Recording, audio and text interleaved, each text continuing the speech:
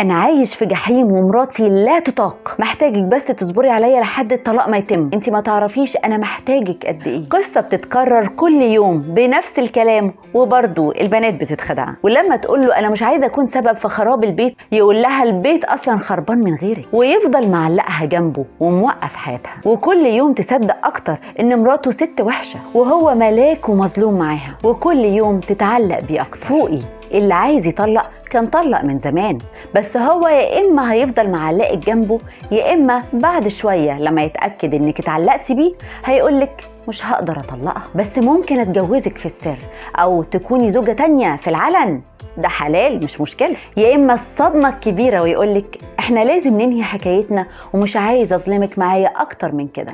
اوعي تدخلي حياه راجل متجوز حتى لو هيطلق بجد، بلاش تكوني سبب ولو 1% من الطلاق ده يتم. بلاش تبني بيتك على انقاض بيت تاني، ابعدي عنه تماما. لما يبقى يطلق ويتعافى بعد الطلاق، ابقي شوفي هيتقدم لك ولا كان عايزك بلاستر مؤقت لجرحه. وتبقي تفتكري حاجه مهمه جدا، انه خان مراته وفكر فيكي وكلمك ووعدك بالجواز وهو متجوز، فعادي يعمل كده تاني لو اتجوزك ويروح لواحدة غيرك. ولازم تتأكدي ان مراته وحشة بجد مش بيكذب عليكي، وتأكدي انه مش بيحبها فعلا، وان انتي مش مجرد فترة تغيير جو وراجع لها تاني. لازم تحطي في عقلك فكرة راجل متجوز لا، ساعتها عمر مشاعرك ما هتتحرك ناحيته.